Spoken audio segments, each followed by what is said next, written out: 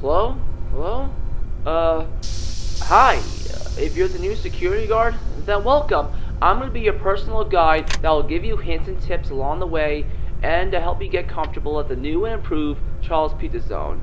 Now, before we get started, I wanted to tell you a brief backstory about the previous location. To keep a long story short, the pizzeria was very successful, made lots of revenue, and attracted more customers than driving them away, like a certain brown bear who gave me nightmares when I was just 5. Unfortunately, it ended too soon, because in late November 2009, there was a fire that occurred in the kitchen, which sadly killed 5 employees. The company unfortunately filed for bankruptcy after that. All hope seemed lost for the poor company. Until in early 2014, CBC Entertainment decided to team up with, believe it or not, and because we didn't really have a choice, Fazbear Entertainment. Yeah, I was shocked that the company was still open after all these years. You see, they're still open for business, they just don't make animatronics anymore. And I could see why. What did we do after the partnership, you may ask? Well, construction began on a new restaurant, and soon, Charles Pizza Zone 2.0 opened its doors in March. What are the new improvements? Well, with some inspiration of the original Freddy Fazbear's Pizza, we have a variety of arcade games, multiple party rooms, and upgraded versions of Charles Rabbit and his friends. They are now super cute and adult friendly and have a much wider range of movement. You should come here during the day. It was booming today. Well, anyways, on to your job. You'll be monitoring the building till 6 a.m. to make sure no one moves, and you think that's probably it, right? Well, actually, no. You'll also be monitoring the characters to make sure they don't get too close to your office. And if they see you, the thing is, we have a rule for endoskeletons that they must always have a suit on. And since the building is dark, they'll see you as a naked endoskeleton, most likely, and will try to stuff you into a suit filled with animatronic devices, crossbeams, and pretty much the stuff to make an animatronic work, which can be painful, and it'll kill you instantly. So that's why there's steam at your disposal. When the animatronics appear in your office, let off the steam for a few seconds until you notice that they're gone. But don't let off too much steam, because inhaling too much of it can cause suffocation. So always use caution when using it. And about the window in front of you, I recommend lining it up every once in a while if you can't find someone on your cameras. And don't worry, they can't break through the glass. Well, hey, I'll chat with you tomorrow. Now check the lights, don't use too much steam, and watch your back. Okay? Good night.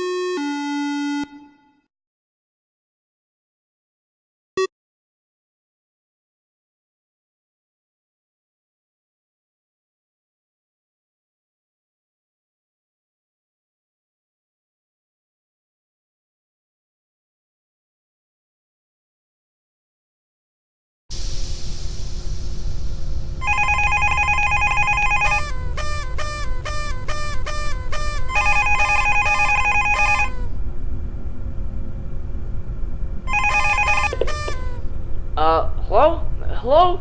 Hey man, if you made it to day 2, then great job!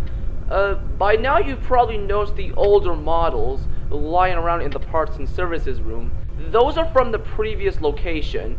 If you're wondering why they weren't scrapped, it's because when we salvaged them after the first location burned down, we realized that they were still somewhat intact after the fire, and we tried our best to restore and repair them to their original condition, and maybe retrofit them with the newer technology, but it just didn't work out, and it proved to be too costly. So we decided to just toss them in the back room and make brand new versions of the characters with advanced movement and even facial recognition. What's facial recognition? It gives the animatronics the ability to recognize a previous guest who visited them, whether it was a birthday or just a visit.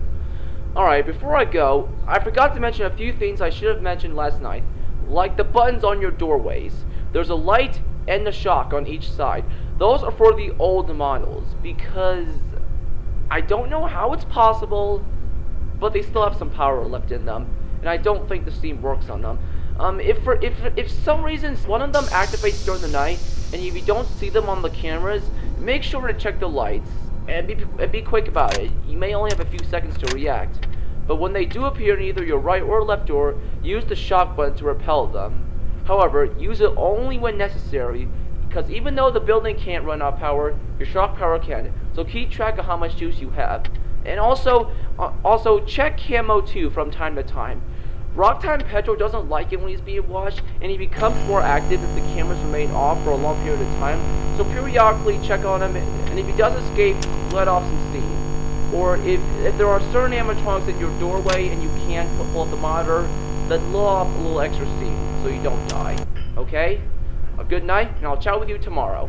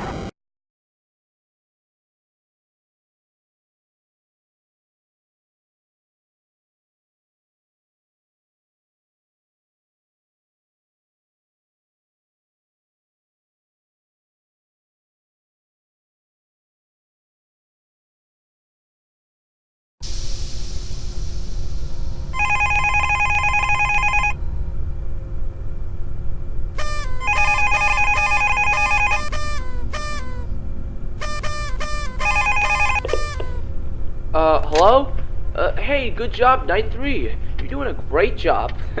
You know, most people don't last very long. I'm not saying that they die. That's not what I meant. Anyways, have you been feeling a bit nauseous lately? I'm asking you this because your performance last night wasn't so great, and because of that, your pay has been decreased slightly. It's not much. You'll still get a $100 check.